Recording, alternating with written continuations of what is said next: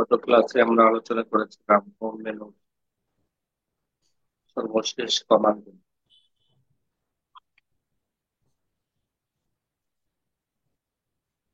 এই ক্লাসে আমরা আলোচনা করব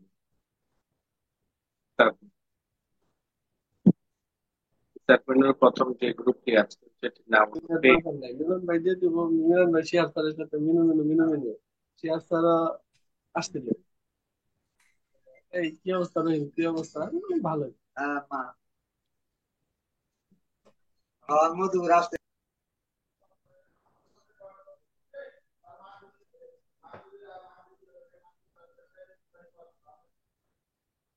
প্রথম যে গ্রুপটি আমরা দেখতে পাচ্ছি সেটির নাম হলো পেজ। সেকেন্ড যে গ্রুপটি আছে সেটির নাম হলো টেবিল। পেজ শুরুতে দেখতে পাচ্ছেন কাভার পেজ। কাভার পেজটা আমরা একটু পরে আলোচনা করব। আমরা সেকেন্ড যে কমান্ডটি আছে সেটির নাম হলো ব্ল্যাঙ্ক পেজ। এই ব্ল্যাঙ্ক পেজের কাজ হলো পেজ বাড়ানো। গত ক্লাসের আগের ক্লাসে আমরা বলেছিলাম কন্ট্রোল ইন্টার বাটন ধরে রাখলে আমাদের পেজ বাড়তে থাকে, তাই না? জি। এটি আমরা কিবোর্ড থেকে শিখেছিলাম, কিন্তু মেনু থেকে আমরা শিখি নাই। আজকে আমরা শিখবো মেনু থেকে। ব্ল্যাঙ্ক পেজ যদি আপনি ক্লিক করেন তখন দেখবেন যে আপনার নতুন নতুন পেজ বাড়বে। যতগুলো ক্লিক করবেন ততগুলো পেজ। কিবোর্ডে কন্ট্রোল ইন্টার বাটনের পৃষ্ঠা বাড়ে, আবার ইনসার্ট মেনুর ব্ল্যাঙ্ক পেজের মাধ্যমেও কি বাড়ে বলেন? পেজ বাড়ে। পেজ আর ফাইল দুটা কিন্তু এক না। আমরা ফাইল মেনু থেকে নিউর মাধ্যমে যে ব্ল্যাঙ্ক ডকুমেন্ট তৈরি করেছি সেটি হলো আমার একটি নতুন ফাইল। ইনসার্ট মেনুর ব্ল্যাঙ্ক পেজের মাধ্যমে যে পেজটি বাড়িয়েছি সেটা হলো আমার ওপেনের ফাইলের মধ্যে আমার যে পেজ গুলো আছে সেই পেজ দুটাই আলাদা কাজ। একটি হলো খাতা তৈরি করবে, আর একটি হলো খাতার পেজ তৈরি। একটি খাতা তৈরি করবে, আর একটি কি তৈরি করবে? খাতার পেজ।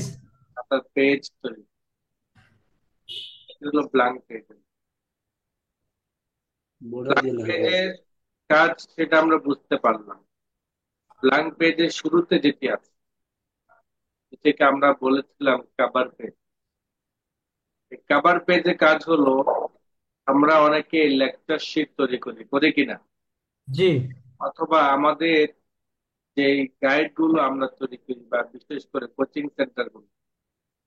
সেন্টার গুলো নিজস্ব কিছু শিট তৈরি করে দেয় পরীক্ষায় ভালো রেজাল্ট করার জন্য, তাই না? জি। যেটা নোট গাইড বলে।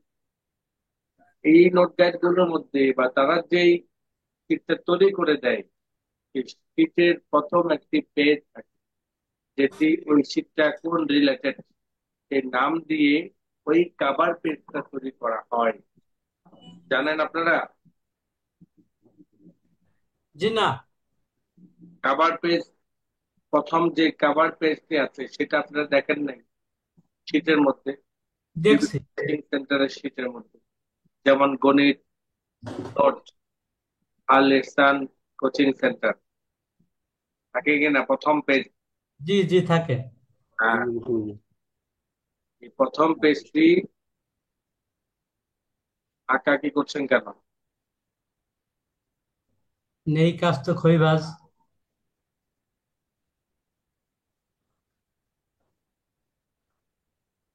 এ সময় তো খুব সেন্সিটিভ একটা সময়, তাই না? জি। সময়টা সবার ক্লান্তির সময়। উলট পালট জিনিস কেউই মাথায় নিতে পারে না এই সময়। সাবধান থাকে, খেয়াল করুন। কভার পেজটা হলো আমি যদি চাই আমার এই 40 পেজের যে স্ক্রিপ্টটি আছে এটার প্রথম একটি পেজ কাভার হিসেবে তৈরি করবে। কাভার পেজ সাধারণত ম্যাক্সিমাম মানুষগুলো নিজেরা ডিজাইন করে তৈরি করেন। আর এখানের মধ্যে কিছু ডিজাইন তৈরি করা আছে, আপনি চাইলে এখান থেকেও ডিজাইন গুলোর কাটছেট করে কি করতে পারেন, দিয়ে তৈরি দিতে করতে পারি। ক্লায়েন্ট হয়তো আপনাকে বলবে, ভাই আমাকে একটা কাভার পেজ তৈরি করুন। আপনার সময় নেই বা ক্লায়েন্ট থেকে আপনি টাকা পাবেন, সুন্দর একটা কাজ শর্টকাট ভাবে আপনি করেন। যেমন আমি এটা সিলেক্ট করলাম, দেখেন সুন্দর একটা ইয়ে হয়ে গেছে। এখানের মধ্যে ক্লায়েন্ট হিসেবে নামটা দিয়ে দিলেন, ক্লায়েন্টের বিস্তারিত এখানে দিয়ে দিলেন, ক্লায়েন্টের অ্যাড্রেস এখানে দিয়ে দিলেন। বাস, চমৎকার একটা কি হয়ে গেল, কভার পেজ হয়ে গেল। চমৎকার একটা কি হয়ে গেল, কাভার পেজ। ক্লায়েন্টকে আপনি সুন্দর একটা বুঝ দিতে পারবেন, ক্লায়েন্টও খুশি হয়ে যাবে। কি বলেন, জি। যাবে না? খুশি না হয় কোথায় যাবে? তুমি 10 টাকা দিয়ে কাজ করাইবা, তোমাকে তো আমি এর থেকে বেশি কিছু দিতে পারবো না। তোমাকে অনেক সুন্দর একটা রিজন আমি দিয়েছি, তুমি কথা বলতে পারবা। নিচের দিকে দেখেন আরো কিছু ডিজাইন আছে, তা আপনি কোন রিলেটেড ডিজাইনটা সিলেক্ট করবেন, পছন্দ যেটা হবে সেটাতে আপনি ক্লিক করেন। যেমন আমি এটাতে ক্লিক করলাম, আমার এটি কি হয়ে গেল, সিলেক্ট যেখানে যেখানে এডিট করা দরকার জাস্ট ক্লিক করে দিন। যদি বলেন যে না আমার কাভার পেজ প্রয়োজন নেই, তখন কাভার পেজে গিয়ে আপনি remove current cover page click করবেন, তখন কাভার পেজ কি হয়ে যাবে, শূন্য হয়ে যাবে। রিমুভ হয়ে যাবে, চলে যাবে। কাভার পেজে কাজ হলো অটোমেটিক ভাবে একটি প্রথম পৃষ্ঠায় একটি কাভার পেজ বা বইয়ের কাভার তৈরি, ব্ল্যাঙ্ক পেজ করে। পেজ ব্রেক একটি গুরুত্বপূর্ণ মেকআপের ক্ষেত্রে প্রয়োজনীয় একটি কমান্ড। পেজ ব্রেক, কেমন পেজ ব্রেক? যেমন আমরা এখানে লিখলাম,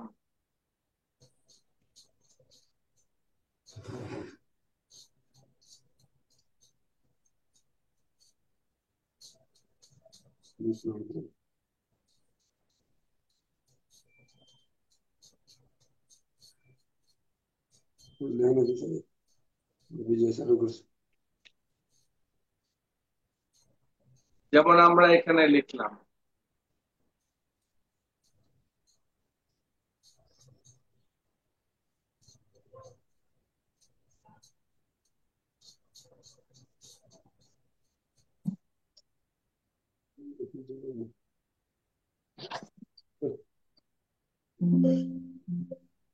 ওর ভাষা দিয়েছে ওই আসার সময় বাম সাইডে ডান সাইডে কোন জায়গায় সামনে জায়গাটা একটু বড় একটা বিল্ডিং আছে ভিতরে অনেক ফাঁকা।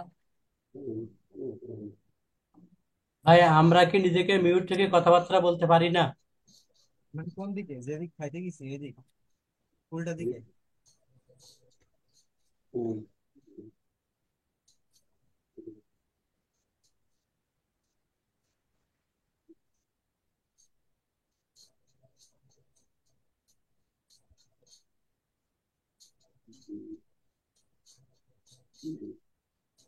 এখানে একটা লেখা লিখলাম,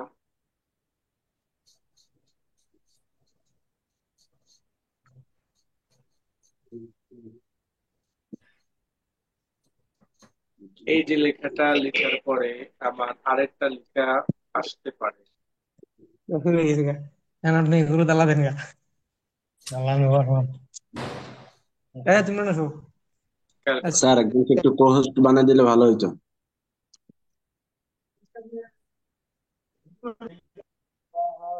কেন আমরা কি নিজেরা হাসতে হতে পারি না? মাথা গরম করে রাখিস। এগুলো আছে না, স্ট্যান্ড আছে না? খেয়াল করুন। আমি এখানে একটা পেজ, একটা লেখা তৈরি করলাম, যে লেখা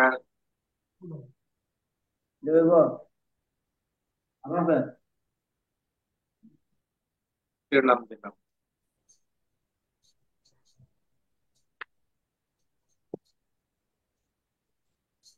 এখন আমার আরেকটা শিরোনাম হতে পারে, যেটি হলো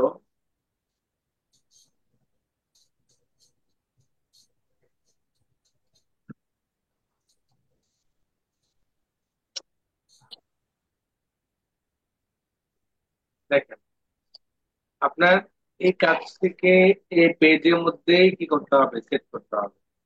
আবার এই কাজ থেকে পরবর্তী পেজ থেকে শুরু করতে হবে, পরবর্তী পেজ থেকে কি করতে হবে, শুরু শুরু করে করতে হবে। তাহলে এখন দেখেন, আপনি যদি এই জায়গা থেকে এন্টার বাটন প্রেস করে পরবর্তী পেজে নিয়ে যান, যেতে পারবেন না? করা যাবে। পারা যাবে। কিন্তু এই পাড়াটার মধ্যে আপনি যখন এটি কি করবেন, ফিল আপ করবেন, জায়গাটাকে ফিল আপ করতে চান, সরে যাবে। হোম মেনুতে গিয়ে যখন আপনি স্পেসিং গ্যাপটা বাড়িয়ে দিবেন, তখন দেখেন এই পেজটি ভরাটের সাথে সাথে এই পেজের যে লেখাটা শুরুতে ছিল সেটির মধ্যে দেখেন কতটুকু গ্যাপ তৈরি হয়ে গেছে, তৈরি হয়েছে না? জি এটা কারণ হলো, আপনি যে এখানে ইন্টার বাটন দিয়ে দিয়ে নিচে নামিয়েছেন, এই ইন্টার বাটন দিয়ে দিয়ে নিচে নামার কারণে আপনার প্রত্যেকটা ইন্টার বাটন এক একটি লাইন হিসেবে কি হয়েছে, ধরা হয়েছে। তো জি যখন এখানে কোনো গ্যাপ বেড়ে যাবে, তখন নিচে যে অনেকগুলো ইন্টার ছিল সেটি পরবর্তী পেজের মধ্যে চলে আসবে নিয়ম অনুযায়ী। জি কারণ এক পেজের পরে এক পেজ, এক পেজের পর এক পেজ, এইভাবে কি করা, সিরিয়াল করা। আপনি যখন যে কাজটি করবেন, এটা পরবর্তী পেজের সাথে লিঙ্ক কাজ করবে। তা আপনি যেখানে কাজটি করলেন, করার পরে যখন ভরাট হয়ে গেল, তখন এই লেখাটা যে শুরুতে ছিল, এই শুরুর লেখা আরো নিচে দিকে আসবে। কেননা আপনি ইন্টার বাটন প্রেস করে করে কি করেছেন, এটা সেট করেছে। পরবর্তী পেজের মধ্যে নিয়ে গেছেন। ইন্টার বাটন দিয়ে দিয়ে কি করেছেন, পরবর্তী পেজের মধ্যে নিয়ে নিয়ে। গেছে। এই কারণে আপনার এইখানে যা কিছু করবেন না কেন, সেটা পরবর্তী পেজের মধ্যে আঘাতটা করবে, পরবর্তী পেজের মধ্যে কি করবে, ইফেক্ট হবে। এটা কেন হবে, এই কারণে হবে যেহেতু এটার সাথে ওই পেজের কি আছে, লিঙ্ক আছে। আর যদি আপনি এটাকে ডিরেক্ট পেজ ব্রেকের মাধ্যমে একটা লাফ দিয়ে পরবর্তী পেজে নিয়ে যান, তখন এটার কোনো ধরনের আঘাত পরবর্তী পেজের উপর আনবে না। পেজ ব্রেক ক্লিক করলাম, দেখেন একটা লাফ দিয়ে কিন্তু পরবর্তী পেজে চলে গেছে লেখাটা, তাই না? জি জি এবার দেখেন লেখাটাকে সিলেক্ট করার পরে আমি যখন হোম মেনুতে গিয়ে লাইন স্পেসিং দিয়ে এটাকে ভরাট করব, এখানে কোনো আঘাত আনলো না। জি তখন আগে কিন্তু এই লেখাটা এই পর্যন্ত চলে আসে, জি জি কিন্তু এখন কিন্তু কোনো কিছুই হচ্ছে না। আমি যদি আরো ভরাট করি এটাকে, লাইন স্পেস দিয়ে যদি আমি আরো ভরাট, কিছু হচ্ছে? না। কি জন্য? আমার এখানে একটা পেজ ব্রেক দিয়ে যখন পরবর্তী পেজের মধ্যে লেখাটা নিয়ে গেছি, তখন এইটা স্বতন্ত্রভাবে স্বাধীনভাবে আমি পেজের শেষ পর্যন্ত এটাকে কি করতে পারবো, ভরাট করতে পারবো। বরং শেষ পর্যন্ত নয়, আমি যখন এটাকে আমার এই লেখাটাকে স্পেসে দিয়ে যখন পরবর্তী পেজও চলে যাবে, তখন এই লেখার সাথে ইয়ে হবে না, লিঙ্ক হবে না, বরং একটি পরবর্তী পেজের মধ্যে চলে যাবে। যেমন দেখেন, আমি টু দিলাম, দেখেছেন? জি জি যখন জায়গা ছিল না তখন পরবর্তী পেজ আসছে ঠিকই, কিন্তু এই লেখাটা কিন্তু আর এখানে নেই, তোমার আইডিয়া হয়েছিল এটা। রাগ করে চলে গেছে পরবর্তী পেজের মধ্যে। তার মানে হলো এখন দুইজনের সাথে ডিভাইডেড কানেকশন কি হয়ে গেছে, সংসার ভাগ হয়ে গেছে। জি জি ভাগ হয়ে গেছে। এই পেজ ব্রেকটা ম্যাকআপের ক্ষেত্রে গুরুত্বপূর্ণ একটি কমান্ড। আপনি যখন এই পেজটি ভরাট করবেন, তখন এটির সাথে যদি কোনো একটা সম্পর্ক জানা হয় গ্যাপগত, এটা এইভাবে ব্রেক দিবে, ফলে দেখা গেছে খুব সুন্দর ভাবে এটাকে মেলানো যায়। যেমন আমি এটাকে সর্বশেষ পর্যন্ত মিলাতে চাই, লাইন স্পেসিং দিয়ে লাইন অপশন চলে গেল,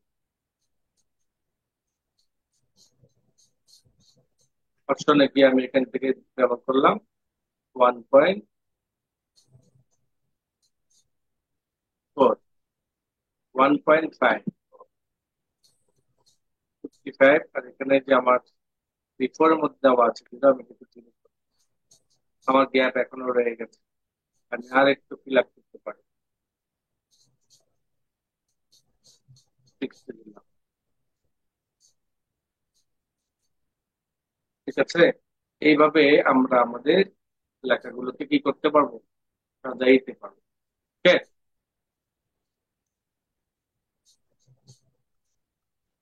পেজ ব্রেকের কাজ হলো আমার যে কোনো লেখা যেখান থেকে লেখাটাকে পরবর্তী পেজে নিয়ে যাব, সেখানে শুরুতে ক্লিক করার পর আমি পেজ ব্রেক দেখেন আমার এই লেখাটা এখান থেকে এখন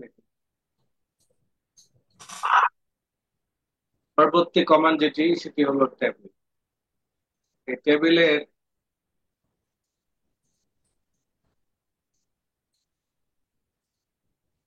এই টেবিলের কাজ হলো মূলত আপনি আপনার বইয়ের মধ্যে বা আপনি আপনার কাজের মধ্যে যদি ঘর ঘর কোনো তৈরি করতে হয়, কোনো গ্রাফ তৈরি করতে বা টেবিল তৈরি করতে হয়, তাহলে আপনাকে অবশ্যই টেবিল, আপনি যখন টেবিলে যাবেন তখন দেখবেন যে এই ধরনের কিছু ঘর তৈরি করার প্রয়োজন হবে।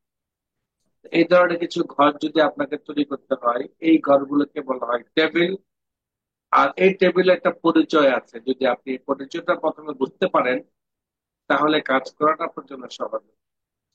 এবং এটার সাথে এক্সেলের সম্পর্ক আছে। এটার সাথে কি আছে? এক্সেলের সম্পর্ক আছে। এক্সেলের সম্পর্ক। যেমন আমি আপনাকে বলি,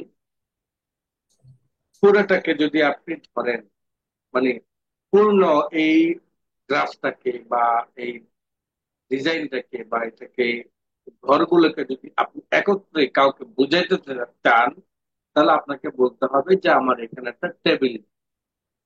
কি বলতে হবে? টেবিল। টেবিল।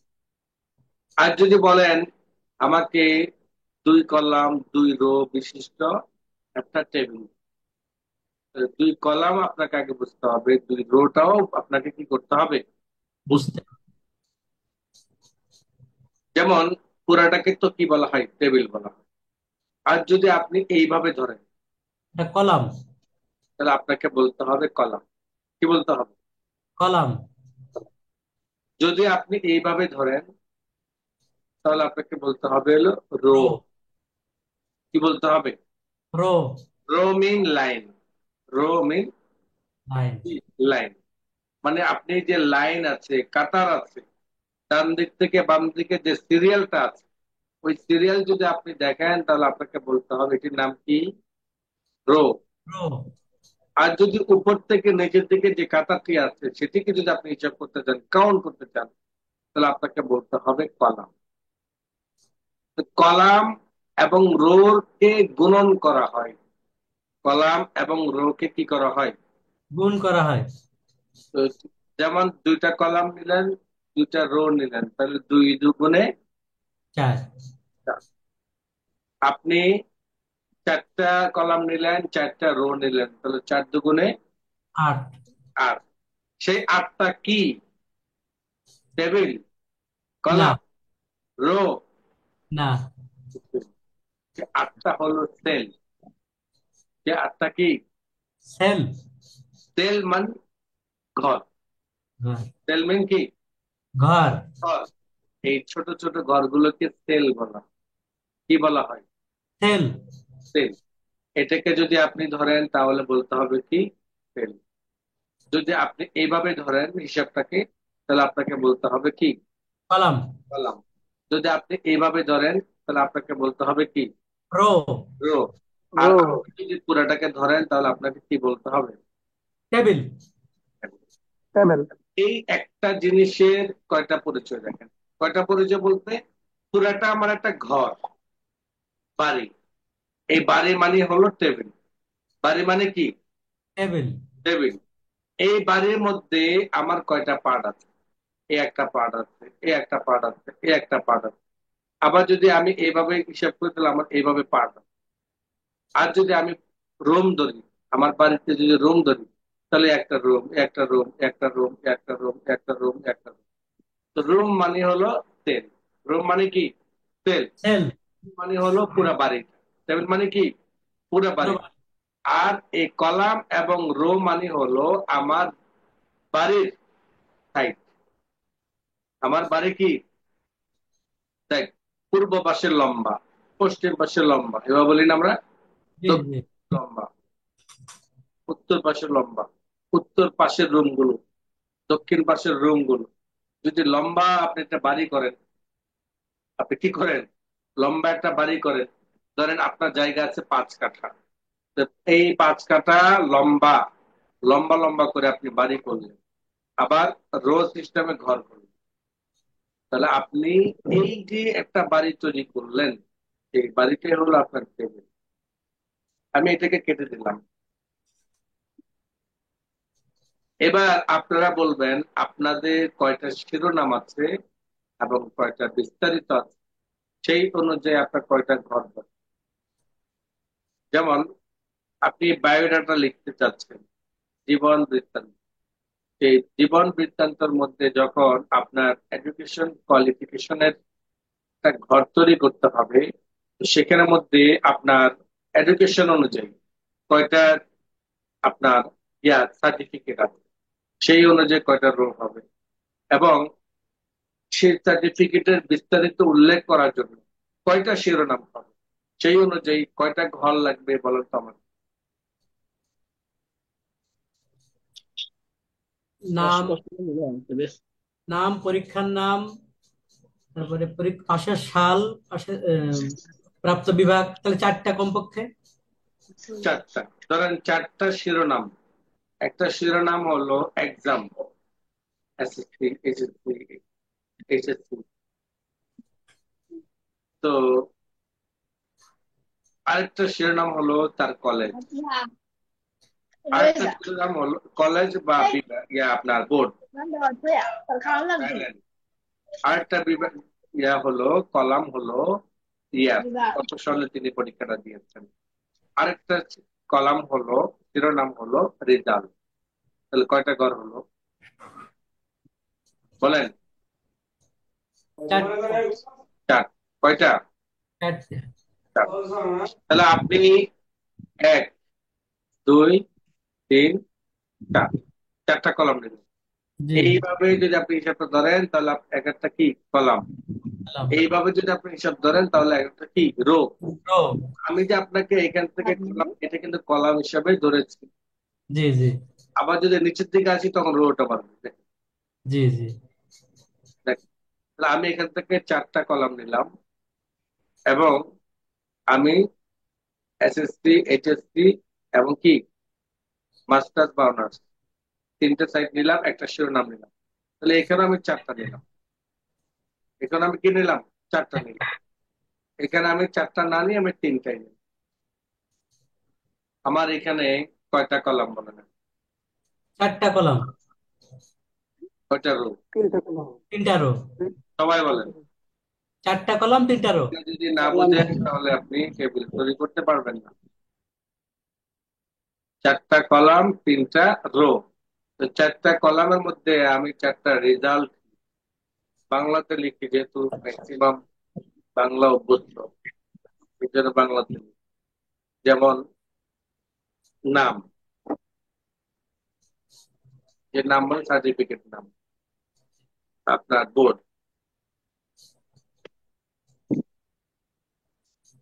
সাল, রেজাল্ট। জি। এই দিল 3টা শিরোনাম। 3টা কলামের মধ্যে 3টা শিরোনামের বিস্তারিত বলবে, তাই না? জি। যেমন এখানে দিলাম এসএসসি। আহ আহ, মাদ্রাসার গিয়া বলেন, সার্টিফিকেট বলেন, দাখিল। ডাক, জেডএসি বোর্ড দিলাম ঢাকা বোর্ড, সাল দিলাম 2008, প্রাপ্ত নাম্বার দিলাম মুমতাজ। সেকেন্ড ঘরের মধ্যে আসছে, দিলাম হলো কি আলিম। ঢাকা বোর্ড 2000। 10।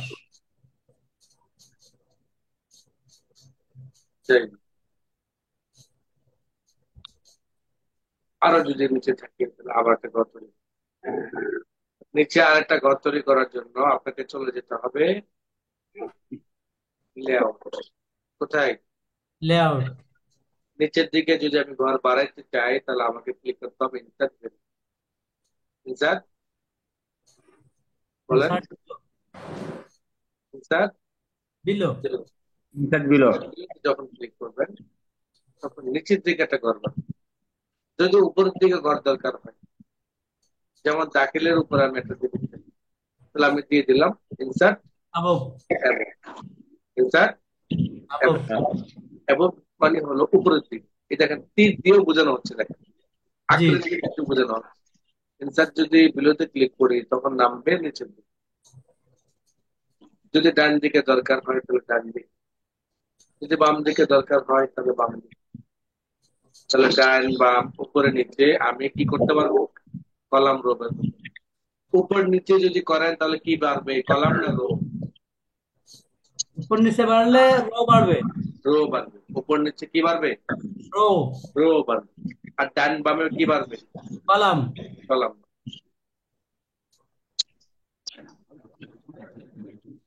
তাহলে আমি এখানে আবারও নিয়ে আসলাম। আমি যদি কলাম বাড়াইতে চাই, রো বাড়াইতে চাই, তাহলে আমি ইনসার্ট যে কমান্ড গুলো আছে চারটা, অ্যাবভ, বিলো, লেফট, রাইট, এগুলোর মাধ্যমে বাড়াতে পারবো। লেফট রাইট মানে হলো কলাম বাড়ানো, আর বিলো এবং অ্যাবভ মাধ্যমে আমার রো বাড়ানো। যদি আমি বাড়াইলাম কিন্তু ডিলেট করতে চাই, আমার তো ডিলেটেরও প্রয়োজন হতে পারে, পারে কিনা? জি পারে।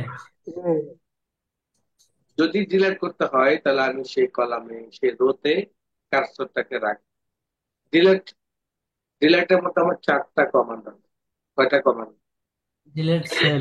নিচের থেকে যদি আপনি আসেন তাহলে ডিলেট টেবিল মানে কি? সব আউট হয়ে যাবে। পুরো ঘরটা কি উড়াই দেওয়া হবে? পুরো ঘরটা কি করা হবে? উড়াই উড়াই দেবে। দেওয়া হবে।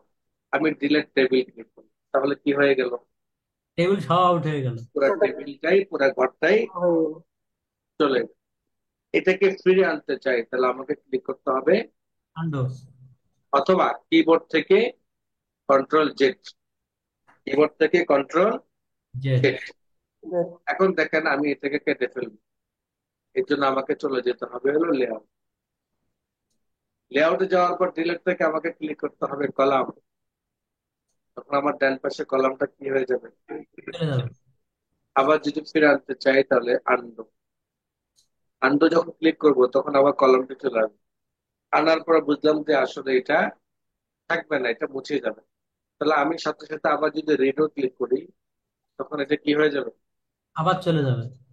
চলে যাবে। এভাবে দেখেন আমি এই রোটাকে ডিলিট করতে চাই, ডিলিট থেকে আমাকে ক্লিক করতে হবে রো, ডিলিট হয়ে যাবে। আবার এই রোটাও আমি ডিলিট করতে চাই, ডিলিট থেকে আমাকে ক্লিক করতে হবে রো, এটা ডিলিট হয়ে যাবে। নিচেরটাও ডিলিট করতে চাই, ক্লিক করার পর ডিলিট, ডিলিট করো। ওকে।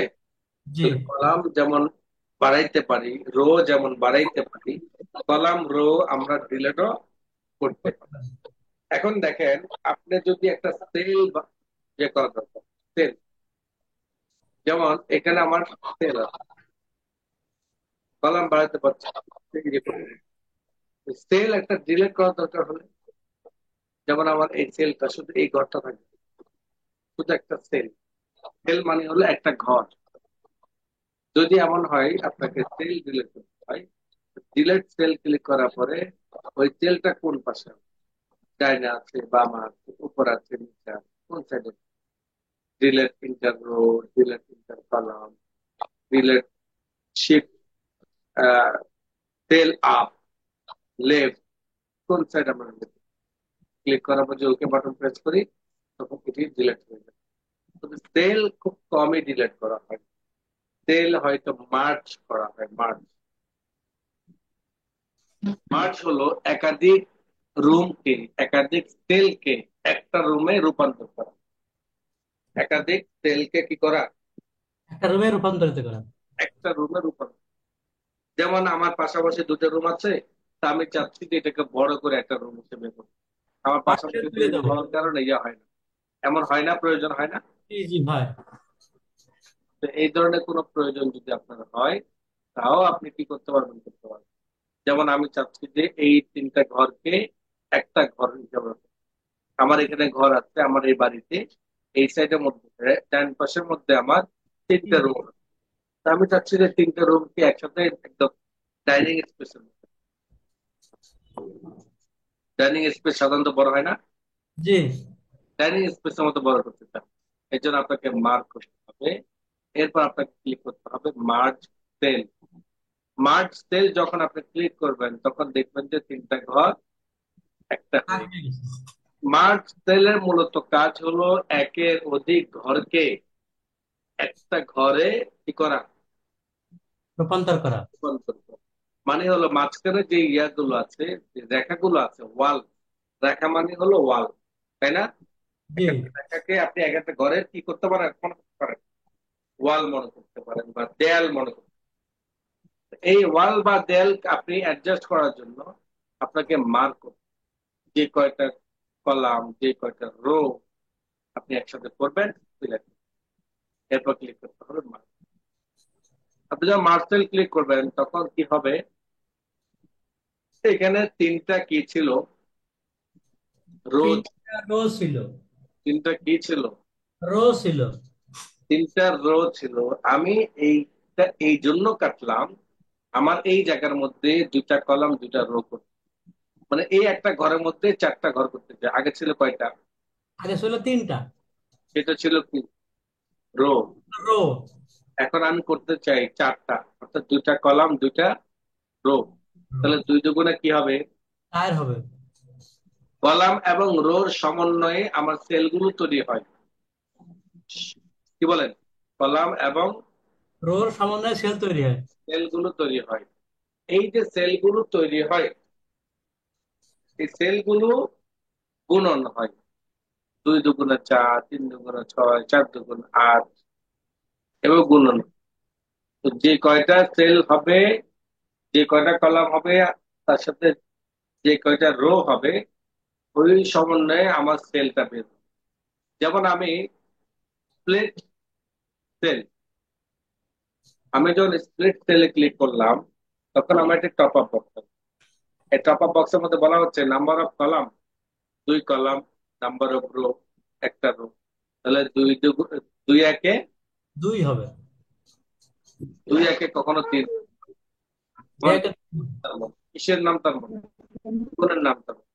তাহলে আমি এখানে দিলাম দুইয়ে তিন, দুইয়ে তিন। তিন, দুইটা কলাম হবে তিনটা রো হবে, তাহলে কয়টা হবে, তিন। ছয়টা হবে। তিন দুগুণে ছয়টা। ওকে দিলাম। এখন আমার এই একটা ঘরের মধ্যে কি হলো, ছয়টা হয়ে গেল। ছয়টা। যদি বলে আমি একটা চারটা করবো, স্প্লিট সেল, ও তো ভিতরে দুইটা দিছি কলাম, ভাত খাইছে এক প্লেট ভাত খাইছে। দুইটা কলাম, দুইটা রো। নাম্বার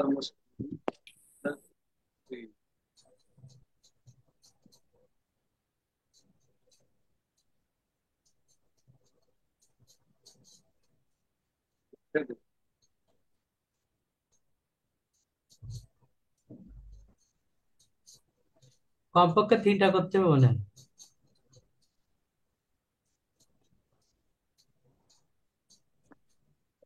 দুইটা না, আমার তো করতেছে তিনটা কথা।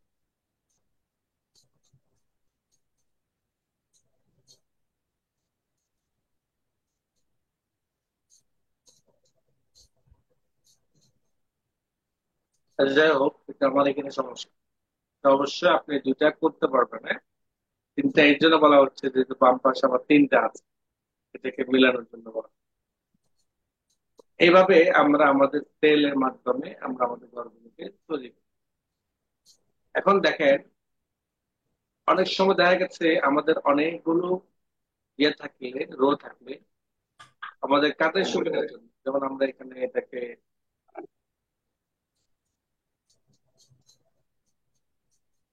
শিরোনাম অনুযায়ী আমাদেরকে আলাদা করতে হয়। যেমন আমি এখানে দুইটা শিরোনামের টেবিল তৈরি করলাম, উদাহরণস্বরূপ কি, দুইটা শিরোনামের টেবিল তৈরি করলাম। টেবিল তৈরি করার পরে আমি দেখলাম যে এটা আসলে আমার এই শিরোনামটা,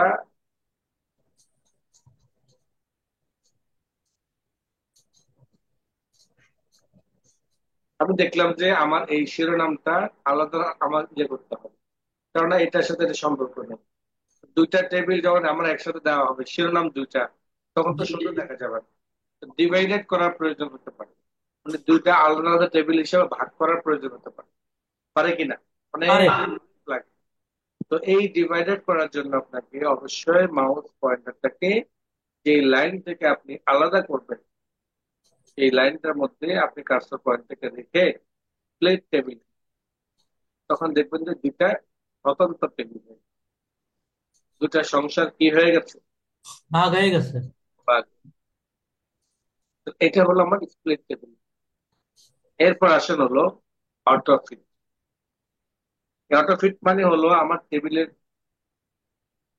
টেবিলের যে মেজারমেন্ট আছে, সাইজটা আছে, সেটাকে ইয়ে করে। আমি যখন এটার থেকে অটোফিট কন্টেন্টে ক্লিক করব, অটোফিট উইন্ডোতে ক্লিক করব এবং ফিক্সড কলাম উইথ ক্লিক করব, তখন আমার এই যে টেবিল, আমার যে টেবিলটা আছে সেই টেবিল, তাইলে আমার যে টেবিলটা আছে সেই টেবিলটা নিজস্ব ভাবে ওইভাবে সেট হয়ে যাবে। আমি যদি ক্লিক করি এখান থেকে অটোফিট কন্টেন্ট, তাহলে ঠিক যতটুকু পরিমাণে লেখা আছে ততটুকু পরিমাণ করে ঘরটা তৈরি হয়ে বাকি ওইভাবে ছোট হয়ে যাবে। যেমন আমার এখানে দেখতে পাচ্ছেন অনেক অনেক গ্যাপ, তাই না? গ্যাপ কিনা বলেন? জি এই যে জি। এই যে আমার অর্ধেক পরিমাণ ফাঁকা, কোনো লেখা নাই, এখানে অনেক পরিমাণ ফাঁকা। তো অটোফিট মানে হলো শুধুমাত্র যতটুকু পরিমাণে লেখা হবে ততটুকু পরিমাণে ঘরটাই হবে। যেমন আমার এখানে এই ঘরটা বড়, আবার এই ঘরটা ছোট, আবার এই ঘরগুলো আরো ছোট। এটা অটোফিট কমান্ডে ক্লিক করার কারণে এটি যতটুকু প্রয়োজন ততটুকু প্রয়োজন অনুযায়ী টেবিলটাকে কি করে ফেলবে, কনভার্ট বুঝতে করে। পারেন না আপনি। আপনি যদি অটোফিট বসেন উইন্ডোতে জায়গায়। ক্লিক করেন তাইলে ভাই মুনতাসির, আল্লাহর রাস্তে আপনি নিজেকে মিউট করবেন ভাই।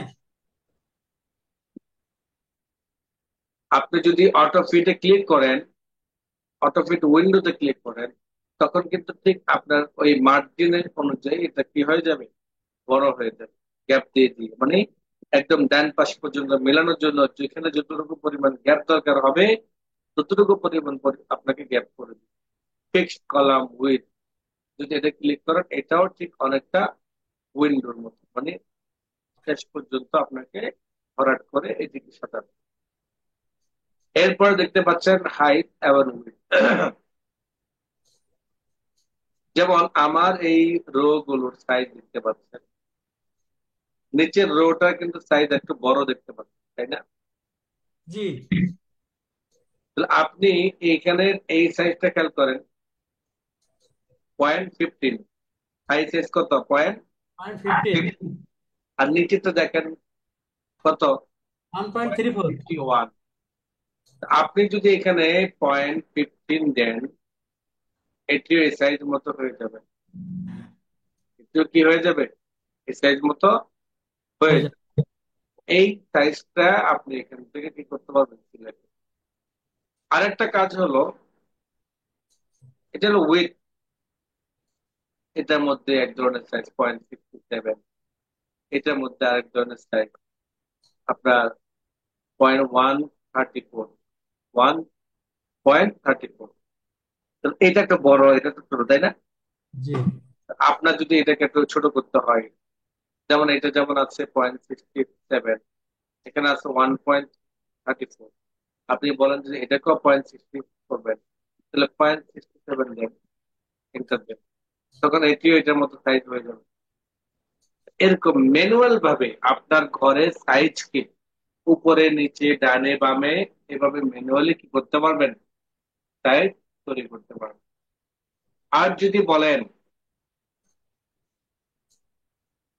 আর যদি বলেন আপনি যে আপনার এই ঘরগুলো সবগুলো ঘর সমান হবে, কলাম সমান হবে, রো সমান হবে, এমন দরকার হতে পারে কিনা? জি। পারে। তো সেই ক্ষেত্রে আপনাকে যে কাজটি করতে হবে, টেবিলটাকে সিলেক্ট করে ডিস্ট্রিবিউট রোজ। ডিস্ট্রিবিউট রোজ মানে হলো রোটাকে কি করবে, ডিস্ট্রিবিউট করবে। যেমন এই ঘরটা অনেক বড়, বাকি ঘরগুলো ছোট ছোট, একটা বৈষম্য তৈরি হয়ে গেছে, তাই না? জি সেই বৈষম্য রাখা যাবে না, বরং সমান অধিকার। আচ্ছা, সমান অধিকারের জন্য মার্ক করার পরে আপনাকে ডিস্ট্রিবিউট রোজ, যখন রোজ ক্লিক করবেন দেখবেন যে সকল রো গুলো সমান হয়ে গেছে। সকল কলাম কিন্তু না, সকল কি হলো, রো জি, হলো, সকল রো রোড হলো। সমান হয়ে গেছে। এইভাবে যদি আপনি কলামটাকেও যদি চান, ডিস্ট্রিবিউট কলামসে ক্লিক করবেন, দেখবেন যে সকল কলাম গুলো সমান। বুঝতে পেরেছেন? জি উস্তাদ জি। এটা কখন লাগতে পারে? অনেক সময় দেখা গেছে আমরা এইভাবে মাউস পয়েন্টার দিয়ে ছোট বড় করি। দেখেন, আপনি যদি ম্যানুয়ালি যদি আপনার এই ঘরগুলোকে ছোট বড় করতে চান, যদি ম্যানুয়াল ভাবে আপনি ঘরগুলোকে ছোট বড় করতে চান, যদি কলাম বড় ছোট করতে চান, তাহলে এই কলামের যে মাঝখানের দেয়ালগুলো আছে, যে লাইন গুলো আছে, সেটির উপর যখন মাউস পয়েন্টারটাকে নিয়ে যাবেন, আর মাউস পয়েন্টারটা যখন আকৃতি এমন দেখাবে, মানে দুই পাশে তীর হিসেবে দেখাবে, দেখেন দুই পাশে যখন তীর হিসেবে দেখাবে, তখনই আপনি এটিকে ধরবেন। ধরার পরে ডান দিকে বাম দিকে যেখানে নিয়ে যেতে চান, এবার ম্যানুয়াল ভাবে ছোট বড় করতে। এইভাবে যদি আপনি রোটাকে, যদি রো যে দেয়ালটি আছে সেটিকে ধরেন, মাউস পয়েন্টের আকৃতি উপর নিচে অ্যারো হয়ে যাবে। তখন যদি আপনি ধরেন, এভাবে ছোট বড় করে বড় করতে,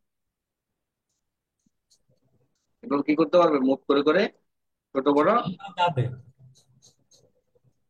আর যদি আপনার এই ঘরের এই কোণার মধ্যে আসলে মাউস পয়েন্টার যখন একটা ব্ল্যাক অ্যারো হয়ে যাবে, তখন যদি আপনি ক্লিক করেন, তখন এই ঘরটার ভিতরে কি আছে, সিলেক্ট হয়ে যাবে। যে লেখাগুলো থাকবে এটা কি হয়ে যাবে, সিলেক্ট হয়ে যাবে।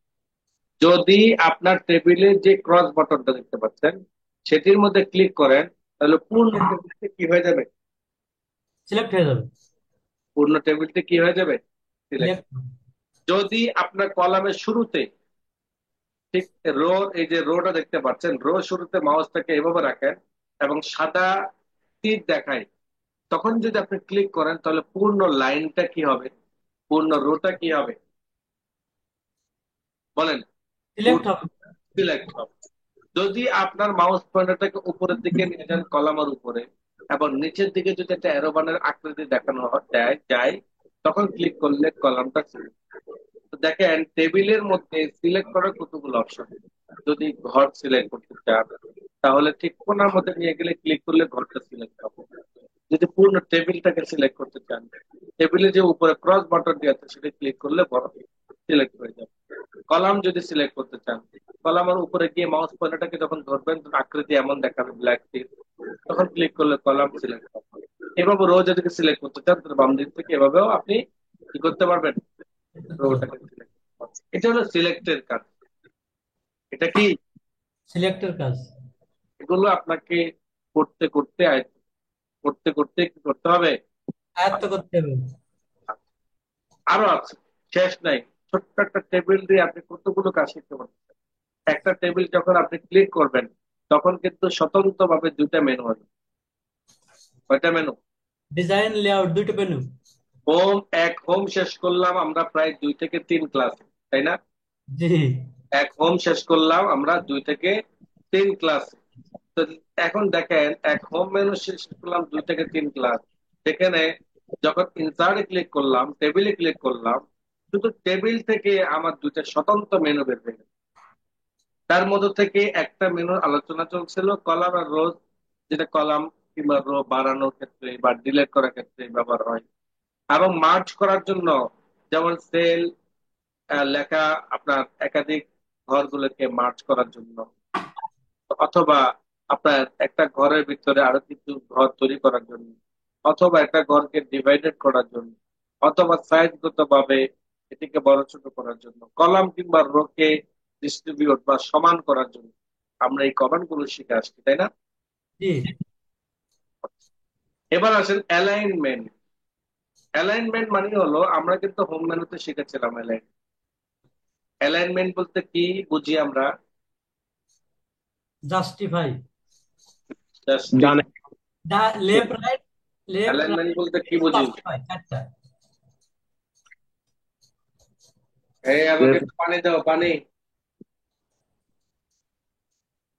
অ্যালাইনমেন্ট বলতে আমরা বুঝি হলো লেখাটাকে অ্যালাইন করা, ডান দিকে বাম দিকে মিডলে, তাই না? জি। জাস্টিফাই, এগুলো হলো অ্যালাইনমেন্টের কাজ।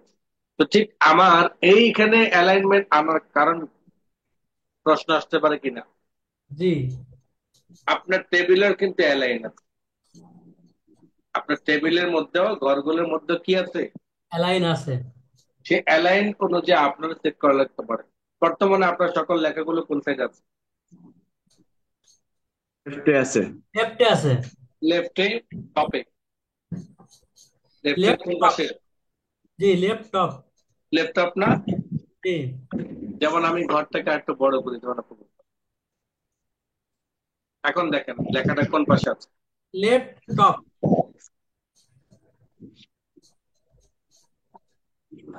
যারা দেখতে পান না তাদের জন্য একটু বড় করে দিলাম, হ্যাঁ, বলে দেন।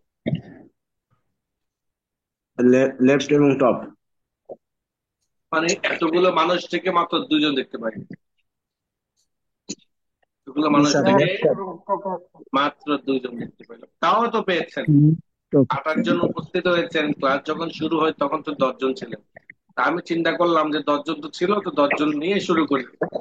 আমার 10 জন হইলে না, আমি যদি একটা বেস থেকে 10 জন লোককে দক্ষ করে তুলতে পারি তাহলে এনাফ। এই 10 জন লোক দ্বারা কমপক্ষে আমার 50টা মানুষ নিজেকে ইয়ে পেয়ে যাবে। এই জন্য 10 জন দিয়ে শুরু করলাম। তো তবুও তো আপনারা সে শব্দেই আসতেন, 28 জন মানুষ উপস্থিত হয়েছে। দেখেন এখানে টপের মধ্যে লেফট সাইডের মধ্যে লেখাটা অ্যালাইন হয়ে আছে, তাই না? জি, এই লেখাটাকে আমার ডান পাশে নিয়ে যেতে হবে। তাহলে আমাকে টপে রাইট ক্লিক। আমি হোম মেনু থেকে 4 ধরনের অ্যালাইন শিখেছি। কয় ধরনের? 4 ধরনের। যখন লেআউট আসলাম তখন আমি দেখতে পাচ্ছি 9 ধরনের। কয় ধরনের? 9 ধরনের। খুব সহজ, মানে 9 ধরনের হওয়া, 4 ধরনের হওয়া সেম। মানে হলো আপনার টপ, মিডল এবং বটম। টপ, মিডল, বটম, যেটাকে আমরা বলতে পারি left, right, centre. Left, right, centre. এটা কিন্তু মূলত লেফট, রাইট, সেন্টার। যেমন আপনি ডান পাশে আনবেন ডান পাশে, মিডলে নিয়ে যাবেন মিডলে, লেফটে নিয়ে যাবেন লেফটে। এই তিনটা তো আমরা শিখেছি আগে, তাই না? জি, নিচের এই 4টা হলো আপনি যদি এই ডান বাম করেন তাহলে সেক্ষেত্রে top, sorry, left, right, centre. আর যদি উপর নিচে ধরেন তাহলে আপনাকে বলতে হবে top, middle, bottom. Top, middle, bottom. মানে আপনার এই লেখাটা টপ, টপের কোন পাশে থাকবে? বাম পাশে, টপের মিডলে, টপের রাইট। আবার যদি বলেন যে না আমার বটম সাইডে থাকবে, তাহলে বটমের রাইট, বটমের সেন্টার, বটমের লেফট। যদি বলি যে না বটম, সরি, সেন্টারে, সেন্টারের লেফট, সেন্টারের সেন্টার, সেন্টারের রাইট। আর যদি ক্লিক করলে বটম, বটমের লেফট, বটমের সেন্টার, বটমের রাইট। বুঝতে পারলাম? জি ওস্তাদ জি। এই যে আপনি এটাকে নিয়ে গেলেন, আপনি আবার সেন্টারটাকে দেখেন, সেন্টার রাইট, তার মানে হলো সেন্টার পর্যন্ত আছে। এই ঘরটাকে যদি আপনি 3টা ভাগ করেন তাহলে ডান পাশে এখন সেন্টারে রাইট আছে, সেন্টারের সেন্টার আছে। সেন্টারের সেন্টার মানে হলো সবকিছু সেন্টার, তাই না? জি, ডান বামে সেন্টার, উপর নিচেরও সেন্টার, এটা হলো সেন্টারের সেন্টার। এখানে 9টা কেন করা হয়েছে? যেহেতু এটি টেবিল, আর সেক্ষেত্রে কোনো কোনো টেবিল এরকম বড় থাকতে পারে, কোনো কোনো টেবিল ইয়ে থাকতে পারে, এর জন্য এটাকে left, right, centre, left, right, centre, এবং সেটিকে 3টা ভাগে বিভক্ত করা হয়েছে, টপ, বটম এবং centre. Top, centre, bottom. Okay, জি, এইখানে আকৃতি দেখলে আপনি একবার প্র্যাকটিস করলে বুঝতে পারবেন আসলে অ্যালাইন কয়টা। এই 9টা অ্যালাইন আমরা শিখেছি। হাজিরা খাতা দেখেছেন কখনো? হাজিরা খাতা, হাজিরা খাতার মধ্যে দেখতে পারবেন যে নামের লাইন গুলো এভাবে উপর নিচ করা থাকে, জি, জি, অথবা মাসের নামগুলো উপর নিচ করা থাকে, জি, অথবা দিনের নামগুলো উপর নিচ করা থাকে। মানে এটা যেমন ডান দিক থেকে বাম দিকে বা বাম দিক থেকে ডান দিকে লেখা, তো অনেক লেখা আসতে পারে নিচ থেকে উপরের দিকে, তাই না? জি। এটাকে বলা হয় টেক্সট ডিরেকশন। এটাকে কি বলা হয়? Text direction. এই টেক্সট ডিরেকশন আপনি ডান পাশে দেখতে পাচ্ছেন। এক পাশে ক্লিক করেন তখন উপর থেকে নিচের দিকে এটি কি হবে, দেখা যাবে। দেখা যাবে। আবার যদি ক্লিক করেন নিচ থেকে উপরের দিকে, আবার যদি ক্লিক করেন তাহলে প্রাপ্ত নাম্বার অনুযায়ী বাম দিক থেকে ডান দিক। চতুর্থ ওই নিয়মটা আর নাই, কেননা মানুষ কিন্তু সাধারণত ডান দিকে বাম দিকে কাজ হইতে পারে, কিন্তু খাতাটাকে উল্টায় ফেলবেন, তাই না? জি এই জন্য এটা বুঝে কম্পিউটারও, যার কারণে কম্পিউটারের মধ্যে তিনটা কমান্ড আছে। ওয়ান ক্লিক উপর থেকে নিচে, সেকেন্ড ক্লিক নিচ থেকে নিচ উপরে, থেকে উপরে। থার্ড ক্লিক আবার পূর্বের অবস্থা, জি, আবার কি এটাকে পূর্বের টেক্সট অবস্থা। ডিরেকশন বললাম। এই টেক্সট ডিরেকশনটা কখন সচল হবে, যখন আপনি আপনার এই লেখাগুলো কোন টেবিলের ভিতরে লিখবেন অথবা কোন টেক্সট বক্সের ভিতরে লিখবেন, তখন এটি করা সম্ভব। সাধারণ লেখার মধ্যে আপনি এটি করতে পারবেন না। যেমন এখানে সাধারণ লেখা, এখন যদি আপনি কিছু লিখেন সেটা কিন্তু খুঁজে পাবেন না, যেটাকে টেক্সট ডিরেকশন করবেন সেই সুযোগ নেই। ওকে, নেই। জি জি আবার দেখেন জি জি টেবিলের ভিতরে যখন ক্লিক করবেন এই মেনুগুলো নাই। জি জি ঠিক। আবার যখন টেবিলের ভিতরে যাবেন তখন কিন্তু মেনুগুলো চলে আসবে। কারণ কি, আপনার এই টেবিল সংক্রান্ত আরো কিছু কাজ আছে, যে কাজগুলো পেতে হলে আপনাকে প্রথমে টেবিল তৈরি করতে হবে, তারপরে কি আপনি কাজগুলো পাবেন। যদি সাধারণভাবে থাকেন তখন ওই ধরনের কাজগুলো করা সম্ভব না, যার কারণে মেনুটাও এখানে নাই। আসবে। যখন যেই কমান্ডের মধ্যে, যে বক্সের মধ্যে বা যে টেবিলের মধ্যে এটি সম্ভব, তখন এই টেবিল প্রথম তৈরি করলে অটোমেটিক ভাবে এটি চলে আসবে। তাহলে লেআউট থেকে আমরা টেক্সট ডিরেকশন জানলাম। আসেন সেল মার্জিন, পেজ মার্জিন জানলাম। পেজ মার্জিন, এই যে চতুর্পাশে যে মার্জিন দেখা যাচ্ছে পেজে, জি এই জি মার্জিনটা আমরা জানি। সেলের একটা মার্জিন আছে, কি আছে? সেলের একটা মার্জিন আছে। দেখেন মার্জিন আমার আছে। এই লেখাটা, আমার এই লেখাটা উপর থেকে নিচের দিকে ভালো করে দেখে আপনাদের, এটা দিয়ে দেখেন, টপে গেলাম, দেখেন আমার এই লেখাটা দেখেন, এই লেখাটার এই যে এখান থেকে গ্যাপ, এই বর্ডার থেকে এই বর্ডার পর্যন্ত গ্যাপ না, জি। জি এতটুকু গ্যাপ কেন হলো? মার্জিনের কারণে। আবার মার্ক করে দেখায় আপনাদের, এই যে আমার এখান থেকে এই বর্ডার পর্যন্ত গ্যাপ না, জি আবার এখান জি থেকে উপরে জি গ্যাপ, এই যে গ্যাপটা, এই গ্যাপটা কেন? স্পেসের কারণে হতে পারে, মার্জিনের কারণে হতে পারে। কোনো স্পেস নাই, সেল মার্জিনের জন্য। এটা হলো মার্জিন। মার্জিন কেন করা হয়? মার্জিন এই জন্য করা হয়, একদম যদি যেমন আমার এই মার্জিনটা কিছু পরিমাণ গ্যাপ রেখে তারপর থেকে শুরু করা হয়েছে, এই লেখাটা যদি এখান থেকে শুরু না হয়, যদি একদম এই পর্যন্ত শুরু হতো, তাহলে আপনার লেখাগুলো, প্রিন্ট দিলে কেটে যেত। তাহলে লেখাগুলো প্রিন্ট দিলে কেটে যেত, সেটা পরের কথা।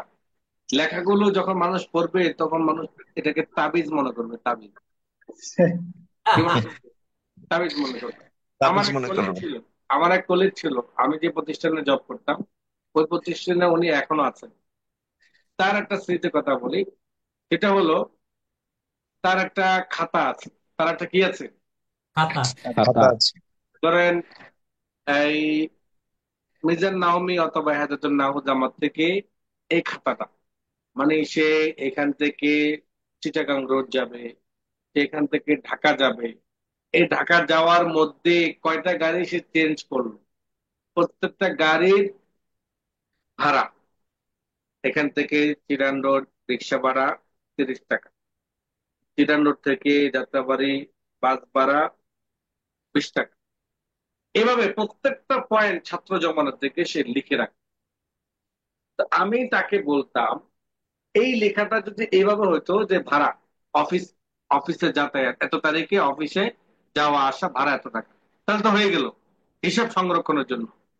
তো বান্দাকে যদি আপনি চান ওই ছাত্র জমানায় একটা কফি বা একটা আপনার টমেটো 1 কেজি যে কত টাকা দিয়ে নিয়েছে, এই হিসাবটা কিন্তু তার থেকে আপনি পাবেন, হিসাবটা বাহ, পাবেন। এবং সে আমাকে হিসাবগুলো মানে এতটা, একটা হলো বড় বড় করে লেখা এমনও না, হিসাব যেমন রাখে তেমন কালির খরচটাও সে কমাই করে। কালির দিয়ে কি কমাই করে একদম হ্যাঁ। থেকে শুরু করে সে শুরু করে এমন ভাবে ছোট ছোট করে লেখা, যেমন এখানে তো লেখা আছে 12 সাইজ, ধরে নেন সেটা হলো 8 সাইজ। 8 সাইজে যদি লেখা হয় তাহলে লেখা অনেকগুলো একটা পেজের মধ্যে লেখা যাবে, যাবে না? জি জি আমার ওই অফিস কলিগটা কিন্তু এখনো সেই অফিসে আছে। তার ডয়ের যদি আপনি বলেন ওই খাতাগুলো পাবেন। তো আমার বলা উদ্দেশ্য হলো, ওই যে বর্ডার কথা যখন আসে তখন আমি তার কথা মনে পড়ে। হিসাবি মানুষ, এত হিসাবি যে এটা জানতাম না। হিসাব টাকা মাপে। যেমন এবার আজকে যাতায়াত ভাড়া এত টাকা, এটা এনাফ, একটা মানুষের জন্য এনাফ। কিন্তু ভেঙ্গে ভেঙ্গে লিখতে গেলে যে সময়টা ব্যয় করলেন, সেই সময়ের হিসাব কে দিবে? ঠিক। সময়ের হিসাবটা কে? এই যে বর্ডার মার্জিনটা আছে, সেই মার্জিন এই সেলের মধ্যেও ধর্তব্য। কারণ এটি আমার আলাদা একটা রাজত্বের মতো, মানে আলাদা একটা, এক একটা সেল মানে হলো এক একটা পেজের মতো। তো এরকম কখনো কখনো প্রয়োজন হয় এটাকে প্লাস মাইনাস। আপনি লেআউটে যাবেন, সেখান থেকে সেল মার্জিনে যাবেন। সেল মার্জিনে গিয়ে দেখতে পাচ্ছেন টপের মধ্যে কিন্তু জিরো আছে, বটমও জিরো আছে, কিন্তু লেফট রাইটের মধ্যে দেখা যাচ্ছে 0.08। 0.08। আমি এখানে টপের মধ্যে দিয়ে দিলাম 0.1, দিলাম ওকে। দেখেন আমার এখন যে গ্যাপটা আছে সেই গ্যাপটা ডিফল্ট ভাবে নেই, একটা নির্দিষ্ট সাইজের মধ্যে। কিন্তু বাম পাশে দেখতে পাচ্ছেন 0.8 ছিল, তাই না? জি সেল মার্জিনে গেলাম, লেফটে ছিল পয়েন্ট, আমি এখান থেকে দিয়ে দিলাম 0। ওকে বাটন প্রেস করলাম। এখন দেখেন আমার লেখাটা বর্ডার সাথে লেগে, তো পয়েন্ট যদি 0 দিই তখন কিন্তু লেখা কিসের সাথে লেগে যাচ্ছে? দাগের সাথে লেগে যাচ্ছে। হ্যাঁ, এই মার্জিনটাও আমাদের এখান থেকে করতে হয়। সাধারণত টপ বটমের ক্ষেত্রে এটা অটোভাবে যতটুকু ধরার দরকার ততটুকু এটা নিয়ে নেয় লেখার স্পেস অনুযায়ী, কিন্তু বাম পাশে তো কোনো স্পেস নেই, যার কারণে এটি লেগে যায়।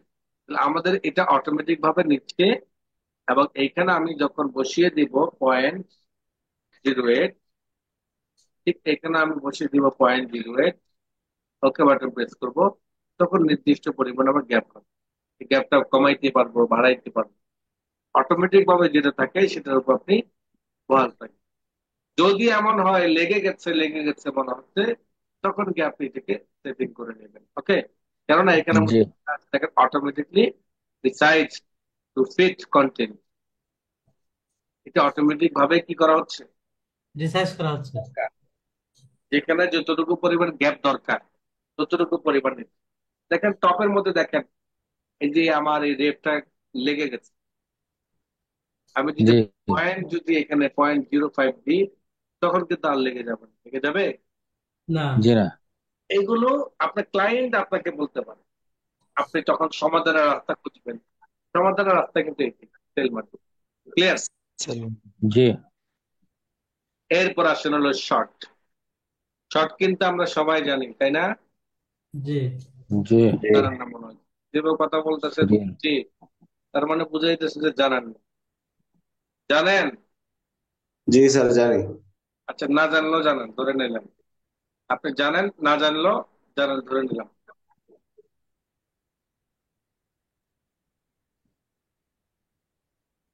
আচ্ছা, আমি কিন্তু এখানে ট্যাব ধরে রেখেছি কিবোর্ডে, ট্যাব বাটন, যার কারণে আমার অটোমেটিক ভাবে একটা একটা করে ঘর তৈরি হবে। ট্যাব বাটন যদি আপনি ধরে রাখেন কিবোর্ডে, কিভাবে হবে? একটা একটা করে এভাবে ঘর বাড়তে থাকবে। আসেন এখন যে জিনিসটা বুঝাতে চাই সেটা হলো, আপনার এমন কোন কাজ থাকতে পারে বা এমন কিছু কাজ থাকতে পারে যে কাজগুলোর একাধিক পেজ, কিন্তু ক্যাটাগরি একটা। একাধিক পেজ কিন্তু ক্যাটাগরি কি? একই। একটা যেমন আপনার শিক্ষার্থীদের নাম লিস্ট, মক্তব জামাতের মধ্যে 85 জন শিক্ষার্থী আছে। কতজন? 85। 85 প্রথম ক্লাসের মধ্যে, প্রথম শ্রেণীর মধ্যে 85 জন যদি শিক্ষার্থী থাকে, সেই 85 জন শিক্ষার্থীর নাম ঠিকানা যদি আপনি এন্ট্রি করেন, তাহলে আপনি সিরিয়াল অনুযায়ী যখন কম্পোজ করে যাবেন, তাহলে প্রতি পৃষ্ঠার মধ্যে 25 থেকে 30 জন করে এন্ট্রি করতে পারবেন। কয়জন করে? 25 থেকে 30 25 থেকে জন 30 জন। এই ক্ষেত্রে পেজ লাগবে কয়টা? বলেন। কমপক্ষে ন্যূনতম লাগবে। তিনটা চারটা লাগবে। তিনটা কমপক্ষে। তিনটা। যেমন আমি এটাকে তিনটা শিরোনাম লাগবে। বানাইলাম, এটাকে বোল করে দিলাম শিরোনাম। তো আমার প্রথম পেজের মধ্যে শিরোনাম থাকবে, সেকেন্ড পেজের মধ্যে আমাকে আবারও শিরোনাম দিতে হবে, তাই না? জি জি জি। এই জায়গাতে আবার এটাকে কপি করে নিলাম, আবার এখানে আমি পেস্ট করে দিলাম সেকেন্ড পেজ। এভাবে তৃতীয় পেজের মধ্যেও আমি কি করে নিলাম, পেস্ট করে নিলাম। শিরোনাম কপি করে পেস্ট করে দিলাম। শিরোনাম কপি করে পেস্ট করে দিলাম। আচ্ছা, এটা হলো এই আমার কাজটা পেজ। করি। কত পেজের লিস্ট? 3 নম্বর। 3 পেজ। তো আমার যদি অফিসের স্টাফদের এই ডিটেলস গুলো আমি এন্ট্রি করি, যদি আমার 1000 স্টাফ থাকে তখন কি হবে? অবস্থা খারাপ। মাথা তখন ঘুরবে এখন। কাজটা করতে করতে আপনার দীর্ঘ সময় লাগবে। 1 নাম্বার কথা হলো, কোন শিরোনাম আমি নতুন করে প্রত্যেকটা পেজের মধ্যে বসাবো না। এটা 1 নাম্বার। কারণ আমি যখন এটাকে সাজাইতে যাব তখন এমন হতে পারে আমার এই নামটা এই পেজে খালি জায়গা থাকার কারণে নিচে চলে আসবে, জি তখন জি আমাকে এটাকে আবার কাইটে আবার পরবর্তী লাইনে নিয়ে যেতে হবে। ঠিক। এভাবে আমি 2-3 পৃষ্ঠা আছে বলে হয়তো এটা আমার কাছে সহজ মনে হচ্ছে, কিন্তু যখন আমি অনেকগুলো পেজের কাজ করবো একসাথে সাথে, তখন কিন্তু আমার কি হবে না, এই শিরোনাম গুলোর এরকম আলাদা করতে গেলে বা ইয়ে করতে গেলে আমার সময় নষ্ট হবে এবং কাজের মধ্যে একটা বিঘ্ন সৃষ্টি হবে। আমরা আমাদের শিরোনাম থাকবে এক জায়গায় প্রথম পেজে, প্রত্যেকটা পেজের মধ্যে সেই শিরোনামটাকে দেখাইতে চাইলে আমরা লেআউট থেকে চলে যাব হলো রিপিট হেডার রোজ। এবার যখন ক্লিক করব দেখেন প্রত্যেকটা পেজের প্রথম লাইনের মধ্যে অটোমেটিক ভাবে চলে আসবে। তাহলে এটার মধ্যে আচ্ছা। ডাবল কেন আসলো বলেন, জি এটার মধ্যে ডাবল কেন আসলো? আগে আনা ছিল। দুইবার দিছে আমি সম্ভবত। একটা ম্যানুয়াল ভাবে পেস্ট করেছিলাম বলে সেটা আসলো, আরেকটা কিন্তু আমার অটোমেটিক ভাবে আসছে, যেটা আমি ক্লিক করলে ধরা যাবে না। দেখেন ক্লিক হচ্ছে না, হচ্ছে জি না না। হচ্ছে না। হুম, এটা অটোমেটিক ভাবে নিচ্ছে, কেননা আমি যদি এখানে, যেমন এখানে আমি কালার করে দিই, এখন দেখেন সেকেন্ড পেজের মধ্যে কালার হয়ে গেল। অটো। তাই। আমি যা কিছু করব এখানে সবকিছু পরবর্তী সকল পেজ গুলোতে এটা অটোমেটিক ভাবে হয়ে যাবে। তাহলে আমার এখানে দরকার নেই কালার ইয়ে করে ম্যানুয়াল ভাবে বসানো। তাহলে আমি একটা কাজ কতটা সহজভাবে করতে পারি, যে আমি যদি ম্যানুয়াল ভাবে যদি প্রত্যেকটা পেজের মধ্যে এটি বসাতে চাই, সেটিংস এর ক্ষেত্রে এটা ঝামেলা হতে পারে। একটা লাইন তো উপরে চলে আসতে পারে অথবা একটা লাইন নিচের দিকে চলে যেতে পারে, তাই না? এই জি লাইনটা জি। তখন আমাকে আবার এটাকে কাট করে এরকম আকবার করবো। এতে দেখা গেছে কাজের মধ্যে একটা বাধা তৈরি হয়। কাজের মধ্যে কি তৈরি হয়? বাতাস। বাধা তৈরি হয়। সেই বাধা যাতে তৈরি না হয়, দেখছেন অলরেডি প্রায় 10-12 জন মাইনাস হয়ে গেছে। 11:30 বাজতে দেরি, আপনাদের মাইনাস হতে দেরি নেই। ঠিক আছে, শেষ পর্যন্ত দেখি কজন থাকে। দেখেন, ইনশাল্লাহ। আছে ইনশাআল্লাহ। আমি আছে চেষ্টা ইনশাল্লাহ করতেছি স্যার। আপনাদেরকে রমজানের ভিতরে শেষ করতে, কারণ রমজানের পরে আপনাদের খুঁজে পাওয়া যাবে না, প্রত্যেকে মাদ্রাসায় ব্যস্ততা নিয়ে থাকবেন। সুতরাং যে টাইমে ক্লাস হচ্ছে সবাই অবশ্যই শুরুতে এটি উপস্থিত হয়ে যাবে। তাহলে এখন দেখেন,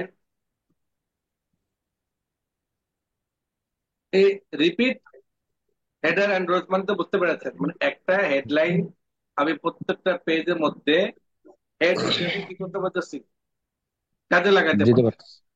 আবার যদি বলি যে আমার এটা হেডারের রোজ দরকার নেই, তখন আমি আবার মার্কটা উঠে দিই, দেখেন আর কোনো পেজ নেই।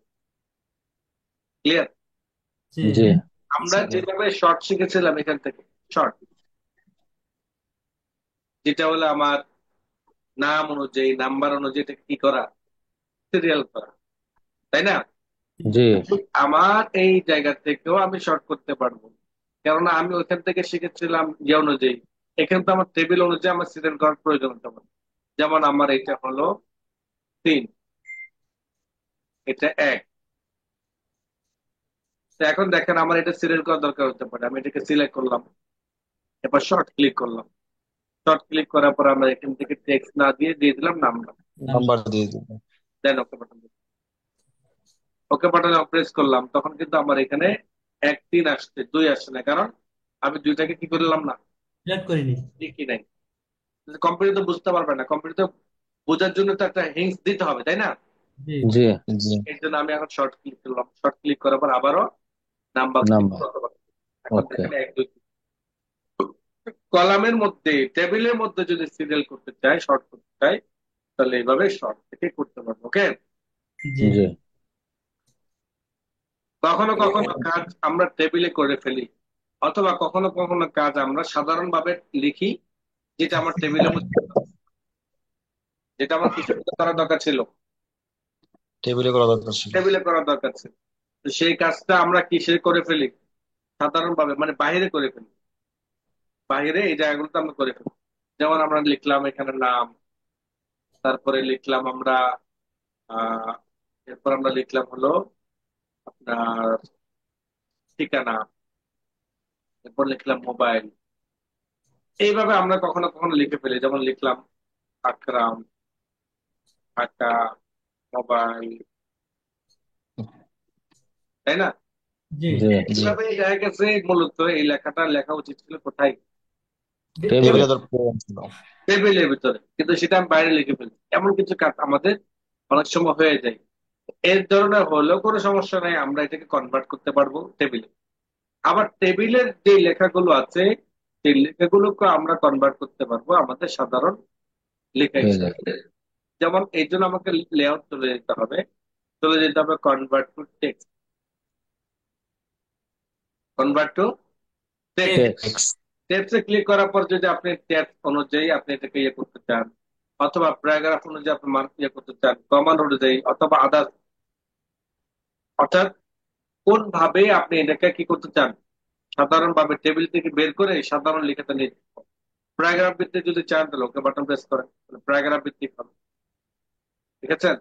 জি আর যদি জি বলেন যে ট্যাব সিস্টেম হবে, মানে আলাদা আলাদা ঘর হিসেবে যেমন আছে ট্যাব সিস্টেম হবে, তাহলে আপনাকে ক্লিক করতে হবে, ট্যাব দেন, ওকে বাটন প্রেস করেন, শুধুমাত্র ঘরটা চলে যাবে যেভাবে আছে সিরিয়াল মধ্যে।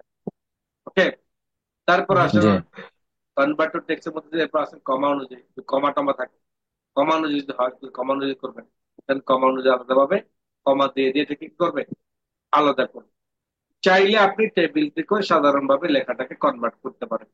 আবার যদি চান আপনার এই সাধারণ লেখাটাকে টেবিল হিসেবে ইয়ে করতে, সিলেক্ট করবেন, চলে যাবেন ইনসার্ট মেনু, টেবিলে চলে যাবেন, এখানে গিয়ে দেখবেন যে convert text to table, table text to বলেন, টেবিল টেবিল টেবিল ক্লিক করবেন, তখন আপনাকে দেখাবে যে এখানে 3টা কলাম আমার হিসাবে, 3টা কলাম হচ্ছে, তুমি কি 3টা কলাম তৈরি? আছে।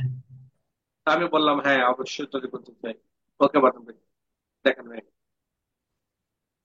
হয়ে গেছে। সাধারণ তো ঘাবড়ানোর কি নাই, কিছু নেই।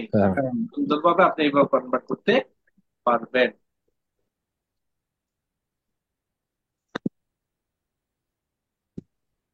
এরপর আসেন হলো ফর্মুলা। এই ফর্মুলা মূলত আমরা এক্সেল প্রোগ্রামে, কোথায়, এক্সেলে লাগে। প্রোগ্রাম। Excel। যেমন আমার এখানের মধ্যে বলি, আমি এগুলোকে কেটে দিই। এখানে দিলাম আমি, ধরেন এটা হলো বাংলা সাবজেক্ট, বাংলা, ইংরেজি, অঙ্ক, আরবি, আদার্স, বা সমাজ, সাধারণ জ্ঞান হ্যাঁ সমাজ, মোট সাধারণ মোট জ্ঞান উর্দু স্যার মোট সাইজ দিলাম, পুরাটাকে সিলেক্ট করলাম, এবং এটাকে আমরা ডিস্ট্রিবিউট করে নিলাম, সবগুলো সমান নাম্বার, তারপর এখানে দিলাম মোট নাম্বার। এখানের মধ্যে আমরা নিলাম ধরেন 45, 48, 98, 33, 12, এই টোটাল নাম্বারটা ক্যালকুলেটর দিয়ে আমাকে এখানে বসাতে হবে। জি ক্যালকুলেটর দিয়ে কি করতে হবে, এখানে বসাইতে হবে। বসাইতে হবে ক্যালকুলেটর বের করেন সবাই। 45, 48, 98, 33, 12, বলেন কত হলো? 236 236 আরেকজন বলেন 236। দেখেন কিন্তু আবার বলেন না আমি ও বাইর থেকে শূন্য কইছি। জি না ওস্তাদ, যে আমি নিজে করছি। আচ্ছা, এখন দেখেন এই ফর্মুলাতে ক্লিক করেন। ফর্মুলাতে ক্লিক করার পর এখানে লেখা আছে ইকুয়াল সি সাম, ব্র্যাকেটের মধ্যে লেখা আছে লেফট, ইকুয়াল সি সাম, ব্র্যাকেটের মধ্যে লেখা আছে কি লেফট। লেফট মানে এটা একটা বামের গুলো কোড, যোগ, এটা একটা কি বামের গুলো যোগফল। ফলের কোড। কোন ফলের? যোগফলের, যোগফলের হ্যাঁ, যোগফলের কোড। আবার কোল ফল না, যোগফল। যোগফল। ফল। এবার আপনি ওকে বাটন প্রেস করেন। বুঝে কত আসলো? 36 36 আপনার হিসেবে কত আসছে? 32 36। 36 36। তাহলে জি আপনার হিসেবের সাথে মিলে গেছে মিয়া। হ্যাঁ, জি মিয়া স্যার। মিয়া। আবার দেখেন মানে এটা কোন ক্ষেত্রে প্রয়োজন হবে? এটা প্রয়োজন হবে যদি আপনি যোগফল করতে চান। তা আপনার দেখা গেছে এক লাইন আছে, আপনার জামাতের 50 জন স্টুডেন্ট থাকতে পারে কিনা? আরে জি জি স্যার।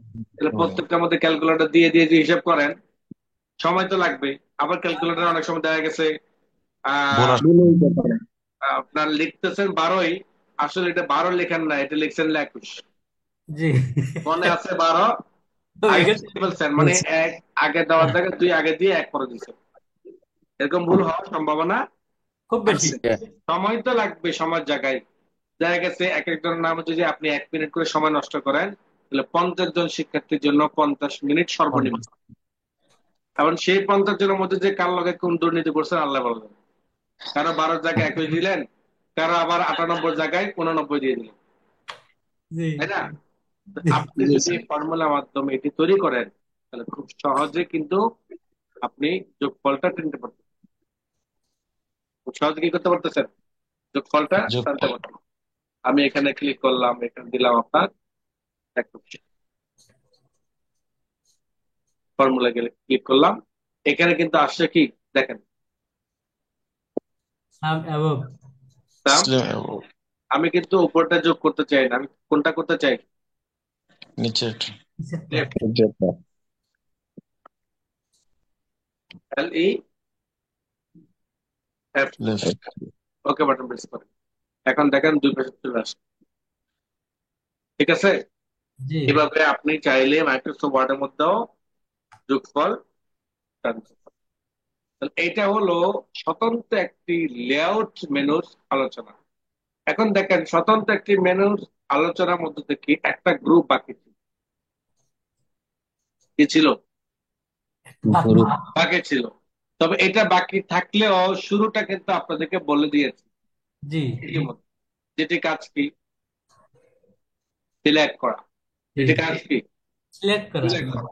আপনি যদি সিলেক্ট থেকে সিলেক্ট সেল ক্লিক করেন তাহলে একটা সেল সিলেক্ট হবে। সিলেক্ট থেকে যদি সিলেক্ট কলাম ক্লিক করেন তাহলে কলাম হবে। সিলেক্ট মেনু থেকে যদি ক্লিক করেন রো রো হবে। সিলেক্ট মেনু থেকে টেবিল ক্লিক করেন টেবিল হবে। সবকিছু বলেছিলাম কিনা? জি জি স্যার। জি বলেছি, কিন্তু মেনু থেকে নয়, আপনার মাউসের কলাম থেকে সাহায্যে। রুটে গেল। জি মাউসের সাহায্যে আপনি কিভাবে করবেন এটা দেখেন। আপনাকে বলেছি, আরেকটা বলি নেই। এটাকে বলে ওস্তাদের মাইন্ড, মানে একটা শিখিয়ে আরেকটা ইয়ে করে রাখে, লুকায় রাখে। আমার জি লোকে স্যার। যদি কোনো এক বয়সে হয়তো আমাকে কি করতে পারে, চেক করে দিতে পারে, তখন আমি আমার দ্বিতীয়টাকে কাজে লাগাবো, বলে না? জি জি জি স্যার। জি স্যার দ্বিতীয় পয়েন্ট আপনি এক জায়গা থেকে শিখছেন না, আরেক জায়গা থেকে শিখতে হবে, মেনু থেকে শিখতে। আচ্ছা, ভিউ গাইডলাইন এটা প্রয়োজন। প্রপার্টিস, প্রপার্টিস আপনার লাগতে পারে। কেমন লাগতে পারে? আপনি তো এখন কাজ করেছেন অ্যারাবিক মোডে, আপনার কাজ আসতে পারে না? জি পারে। জি জি অ্যারাবিক স্যার। মোডটা কি উপর থেকে শুরু হবে নাকি বাম দিক থেকে শুরু হবে? ডান দিক থেকে। ডান ডান দিক দিক। থেকে শুরু করুন। তাহলে আপনার এই যে কাজগুলো করতেছেন, যেমন আপনি এখানে লিখলেন আমার, কিবোর্ড থেকে যদি আপনি ট্যাব বাটন প্রেস করেন তাহলে পরবর্তী কলাম দেবে, ডান দিকে যাবে না বাম দিকে যাবে? বাম দিকে থাকবে। ডান দিক। আবার যদি ট্যাব বাটন ক্লিক করবেন তখন কোন দিকে যাচ্ছে? বাম দিকেই। বাম। ডান এই দিক। বাম দিক থেকে ডান দিকে যাচ্ছে, এটা জেনারেল মুড হওয়ার কারণে। তা আমার তো আরবি ক্যাটাগরি কাজ যদি আসে তখন আমাকে ডান দিক থেকে শুরু করতে ডান হবে। দিক থেকে বামে আসতে হবে। তখন আমাকে এই আমাকে চলে যেতে হবে প্রপার্টি। প্রপার্টিজ গিয়ে দেখতে পাচ্ছেন যে টেবিল ডিরেকশন, আবার অ্যালাইনমেন্ট। এই টেবিলের একটা অ্যালাইনমেন্ট আছে, একটা হলো টেলের অ্যালাইনমেন্ট, যেটা আমরা কিছুক্ষণ আগে বলেছিলাম, তাই না? জি আর এগুলো কি টেবিল, টেবিলে ক্লিক করা আছে, যদি রোতে ক্লিক করেন তো রো সংক্রান্ত, কলাম ক্লিক করেন কলাম সংক্রান্ত, সেল ক্লিক করেন সেল সংক্রান্ত, অল টেক্সট সংক্রান্ত, এগুলো কিছুই আমার লাগবে না, জাস্ট টেবিলে যাব। অ্যালাইনমেন্টও দরকার নেই আমার। এখানে আমার কাজ হলো table direction, table direction. Direct direction. এখান থেকে যদি আমি রাইট টু লেফটে ক্লিক করে দেন ওকে বাটন প্রেস করি, এখন আমার এটা ডান দিকে আসতে পারবো। আমি যদি এখন লিখি, দেখেন কোন দিকে যাচ্ছে, এখন ডান দিক থেকে ডান দিক থেকে বাম দিকে যাচ্ছে। ক্লিয়ার? জি এই ডিরেকশনটা যদি আপনি না জানেন আরবি কাজ করবেন কিভাবে? জি প্রপার্টি জানতেই হবে। টেবিল থেকে left to right okay button press, এখন দেখেন বাম দিক থেকে। তো জেনারেল মোডে কনভার্ট করতে চাইলে কনভার্ট করতে পারবেন, আবার অ্যারাবিক মোডে আপনি কনভার্ট করতে চাইলে সেটাও করতে পারবেন। টেবিল থেকে কখনো রাইট মোড, কখনো লেফট মোড। এটা যদি আপনি এখান থেকে হাজারো টেক্সট ডিরেকশন করেন কোনো ফায়দা হবে না, কোনো ফায়দা হবে না। হবে না। আসেন আরেকটা কাজ শিখি, সেটা হলো বর্ডার অ্যান্ড শেডিং। সেটা কি? Border and shading. যেমন আপনার এই টেবিলটার মধ্যে নর্মাল ভাবে রেগুলার বা স্ট্যান্ডার্ড যে এই বর্ডারটি আছে সেটা আপনি দেখতে পাচ্ছেন, কিন্তু আপনার এই বর্ডারতে আরো অ্যাডভান্স লেভেলে কিছু বর্ডার করার প্রয়োজন হতে পারে, আরো অ্যাডভান্স লেভেলে কিছু বর্ডার করার প্রয়োজন হতে পারে। তখন আপনাকে যেতে হবে প্রপার্টিজ, দেন চলে যেতে হবে border and shading. Shading. Border shading যাওয়ার পর আপনাকে দেখতে পাচ্ছেন যে বর্ডার মার্ক করা আছে অটোমেটিক। এখান থেকে স্টাইল দেখতে পাচ্ছেন সিঙ্গেল, যেটা স্ট্যান্ডার্ড বা যেই যেই টেবিলটা ম্যাক্সিমাম মানুষ যে বর্ডারটা ব্যবহার করে সেই বর্ডারটা দেখতে পাচ্ছেন। তো আমার এখানে আরেকটা বর্ডার দেখতে পাচ্ছেন যে ডট ডট ডট ডট, আর অনেকগুলো বর্ডার দেখতে পাচ্ছেন, তাই না? জি দেখে এখানে আমি ডট ডটটা দিলাম, ওকে বাটন প্রেস করলাম, আবার ওকে বাটন প্রেস করলাম। এখন দেখেন আমার সবগুলোতে ডট ডট হয়ে আছে। সেকেন্ড আসেন প্রপার্টিতে গিয়ে আবারও বর্ডার এন্ড শেডিং যাব। এরপর আমি এখান থেকে আরো অনেক ধরনের বর্ডার আছে, সেই বর্ডার গুলো ক্লিক করবো, ওকে বাটন প্রেস করবো। এখন দেখেন এটা অ্যাডভান্স বর্ডার, হ্যাঁ? নিচের দিকে যাবেন আরো অনেক ধরনের বর্ডার পাবেন। তো কোন বর্ডারটা আপনার ক্লায়েন্ট আপনার পছন্দ করে সেই বর্ডারটাই আপনি কি করবেন এখানে সিলেক্ট। তবে স্ট্যান্ডার্ড বা রেগুলার বা সবাই যে বর্ডারটি ব্যবহার করে এগুলো আমার কি সিঙ্গেল একটি লাইন। আপনি বর্ডার থেকে বর্ডার শেডিং গেলেন এবং এখান থেকে কালার করতে চাইলে কালার করতে পারবেন, দেন চিকন মোটা করতে চাইলে চিকন মোটা করতে পারবেন। আমি সবার উপরে চলে গেলাম এবং কালার থেকে আমি একটা কালার চুজ করে নিলাম, ওকে বাটন প্রেস করলাম। এখন দেখেন আমার বর্ডার একটা কালার তৈরি হয়ে গেছে, স্বাভাবিকভাবে একটা ইয়ে হয়ে গেছে। এটা প্রপার্টিজ থেকে করতে হবে। লেআউট আমাদের ক্লিয়ার। লেআউটের বাম পাশে দেখতে পাচ্ছেন ডিজাইন, ডিজাইন কি দেখতে পাচ্ছেন? ডিজাইন। Design design. ক্লান্ত হন নাই তো? জি না স্যার। চা খান, নাহলে কফি খান, নাহলে কমপক্ষে একটু পানি খেতে পারেন আমার মতো। জি স্যার, চলবে ইনশাল্লাহ চলবে। এরপর আসেন ডিজাইনের মধ্যে প্রথম যেই গ্রুপটি দেখতে পাচ্ছেন টেবিল স্টাইল অপশন, এটি মূলত আমার একটু পরে আলোচনা করি। এর আগে আলোচনা করি টেবিল স্টাইল। টেবিল স্টাইলের মধ্যে দেখতে পাচ্ছেন যেটা আমার রেগুলার, যেটা যেটার মধ্যে মার্ক করা আছে। এরপর দেখতে পাচ্ছেন আমার অ্যাডভান্স লেভেল, অ্যাডভান্স কিছু ফরম্যাট যেগুলো আপনার টেবিলটাকে আরো সৌন্দর্যমণ্ডিত করে, আরো সুন্দর করে, তাই না? নিচের জি দিকে যান, দেখবেন যে আরো অনেক সুন্দর সুন্দর টেবিলের বর্ডার পাবেন। আপনি যত বেশি ঘাটাঘাটি করবেন আপনার কাজটা ততই সুন্দর হবে। একটা বলে না, ওই লোকটা কাজে সময় নেয় কিন্তু কাজটা খুব সুন্দরভাবে করে, আর এই লোকটা তাড়াতাড়ি কাজ করে দেয়, কোনো মতো কাজ করে দেয়, বলে না? জি জি যে সময় নেয় তার কাজটা সুন্দর হয় স্বাভাবিক, যে সময় নেয় না দ্রুত করে দিতে করে দেয় তার কাজের মধ্যে কিছু অসঙ্গতি থাকবেই, এটাই স্বাভাবিক। নিচের দিকে যান, দেখবেন যার অনেক অনেক ধরনের বর্ডার পাবেন। তো কোন বর্ডারটা আপনার লাগবে সেই বর্ডারটার মধ্যে আপনি ক্লিক, যেমন আমি আমার এটার মধ্যে ক্লিক, ক্লিক করার পর দেখতে পাচ্ছেন আমার এখানে কিছু শিরোনাম দেখা যাচ্ছে। আমি যদি হেডার রোতে ক্লিক করি তখন দেখবেন যে আমার এই যে হেডলাইনের যে আলাদা একটা মার্ক হয়েছে কালার, দেখতে পাচ্ছেন ব্লু কালার। জি জি জি জি লেখাটাকে আমি কালার করে দিই সাদা কালো, এই শিরোনাম। এখন দেখেন এই যে হেডার রো টিক মার্ক দেওয়া আছে, এর কারণ হলো একটা রোটাকে হেডলাইন হিসাবে সাব্যস্ত করা হয়েছে, দেখানো হয়েছে, বাকিগুলোকে রেগুলার ফরম্যাট হিসেবে দেখানো হচ্ছে। আমি যদি এটাকে মার্ক উঠিয়ে দিই তখন কিন্তু আমার কোনটা হেডলাইন এটা কিন্তু আর বিশেষভাবে বোঝা যাবে না। বোঝা যাবে? না জি না জি না।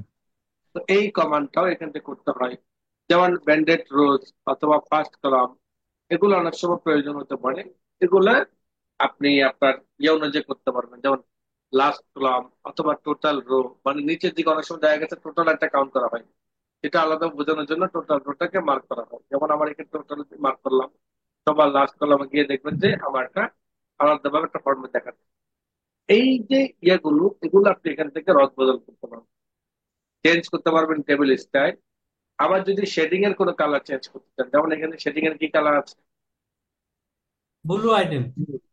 আপনি শেডিং এ গিয়ে যদি আপনি এখানে ব্লুটাকে না দিয়ে যদি কালার। অন্য একটা কালার দিতে চান ম্যানুয়াল ভাবে, সেটা আপনি কি করতে পারবেন, করতে পারবেন। করতে পারবেন। পারবো। আবার যদি বর্ড বলেন যে এখানে বর্ডারটা সিঙ্গেল আছে, আমি একটু ভিন্ন একটু বর্ডার দিতে চাই, তাহলে সেই বর্ডারটা আপনি এখান থেকে দিতে পারবেন, উঠাইতে পারবেন বর্ডার থেকে। এই বর্ডার, আবার এখান থেকে যে বর্ডারটা দেখতে পাচ্ছেন এই বর্ডার, আবার হোম মেনুতে গিয়ে গত ক্লাসে বলেছিলাম যে এই বর্ডার, এই সবগুলো বর্ডার হলো সেম বর্ডার। এই বর্ডার গুলো আমরা টেবিলের মধ্যে ব্যবহার করি। আপনি যদি বর্ডার উঠিয়ে দিতে চান তাহলে নো বর্ডার ক্লিক করবেন। যে কোনো এক সাইডে যদি আপনি বর্ডার রাখতে চান, red, right, left, top, bottom, outside, inside, all side, সবগুলো আপনি এইভাবে একটা একটা করে ক্লিক করে করে দেখবেন কোনটাতে কি হচ্ছে। ডিজাইনের মধ্যে থেকে ঠিক আমার এখানে যে বর্ডারটা আছে সেটাও সেম। আপনি যদি বটম লাইনে ক্লিক করেন তাহলে বটমে শুধু দাগ থাকবে, যদি টপে ক্লিক করেন শুধু টপে দাগ থাকবে, লেফটে ক্লিক করলে শুধু লেফটে থাকবে, রাইটে ক্লিক করলে শুধু রাইটে থাকবে। এটা বর্ডার। আবার বর্ডার স্টাইল যেটা বলেছিলাম কিছুক্ষণ আগে, সেই স্টাইলটাও আপনি এখান থেকেও পরিবর্তন করতে পারবেন, যেটা কিছুক্ষণ আগে আমরা দেখেছি। জি জি লেআউট থেকে প্রপার্টিজ গিয়ে বর্ডার এন্ড শেডিং গিয়ে যে এই যে ডিজাইন গুলো, সেটাও আপনি এখান থেকেও কি পাচ্ছেন, ডিজাইন থেকে বর্ডার থেকে পাচ্ছেন। আবার সেই বর্ডার গুলোকে যদি চিকন মোটা করতে চান সেটাও পারবেন, যদি সেই বর্ডার গুলোকে কালার করতে চান সেটাও করতে পারবেন। এই তিনটা কাজ ঠিক আপনি এই জায়গা থেকে শিখেছিলেন, প্রপার্টিজ থেকে, বর্ডার শেডিং থেকে, এই তিনটা কাজ, স্টাইল, কালার এবং চিকন মোটা করা, তিনটা কাজই আপনি এই জায়গা থেকে শিখেছিলেন। দেন আবারও ডিজাইনের মধ্যে এটি কি করা হয়েছে, উল্লেখ করা হয়েছে। ড্র টেবিল, ড্র টেবিলের কাজ হলো অনেক সময় দেখা গেছে আমার এই একটা সেলের মধ্যে দুইটা সেল করতে হয়, যেটি আমি লেআউট থেকে আপনার স্প্লিট সেলের মাধ্যমে করতে পারি, তাই না? জি ক্লিক করে টু আপনি ওয়ান, তাহলে আমার কি হবে, একটা ঘরের মধ্যে দুইটা হবে। তো ঠিক এই কাজটাই যদি আমি ওখান থেকে না করে যদি ম্যানুয়াল করতে চাই তাহলে আমি করতে হবে, ওর ধরে ড্রাগ করলে আমার একটা দুইটা ডিভাইডেড আলাদা সেল হয়ে যাবে। আবার যদি এটাকে মাঝখানে দাগটা কাটতে চাই তাহলে ইরেজার নেবে, এই দাগের উপর ক্লিক করবো, এটা কেটে যাবে। ওকে, জি জি জি। এটা হলো ডিজাইন। না আমার এই ডিজাইনটাকে আমি ব্যবহার করব, ডিজাইনের কালার করব, ডিজাইনের বর্ডারটাকে চিকন মোটা করব, বর্ডার চেঞ্জ করব, বর্ডার কালার করব। ঠিক আমার এই টেবিলের ভিতরে একটা কলাম বা একটা রো আমি বৃদ্ধি করব, অথবা সেই ইয়েগুলোকে সেলগুলোকে আমি কেটে ফেলবো। আমি রেজাল্ট দিয়ে যদি আমি একটা সেল কেটে ফেলি তাহলে দুইটা মিলে আমার একটা ঘর হলো, যেটা মার্চের কাজ, মার্চ মার্চ সেলের কাজ করেছে। এটা আমরা ম্যানুয়ালি আমরা এখান থেকেও করতে পারবো। করতে পারি। এখন দেখেন এই যে একটা সামান্য একটা পোলা, এই সামান্য একটা পোলা যার নাম টেবিল, এই একটা পোলার পাওয়ার দেখেছেন?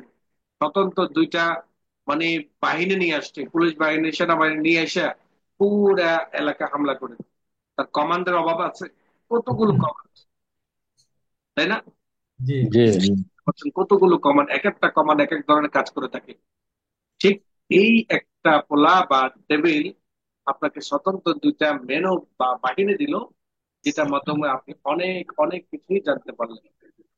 ওকে, জি ওস্তাদ। জি পরবর্তী ক্লাসে আমরা আলোচনা করবো ইলাস্ট্রেশন, যেটার সাথে আমাদের গ্রাফিক্স এর সম্পর্ক, অর্থাৎ গ্রাফিক্স এ যে সকল ডিজাইন গুলো কাজ করি, এই ধরনের কিছু কাজ আমরা আমাদের ইলাস্ট্রেশন থেকে করতে পারবো। আগামী ক্লাসে ইনশাল্লাহ আমরা এই বিষয়ে আলোচনা করবো। আগামী ক্লাস মানে ওস্তাদ জি, শনিবার।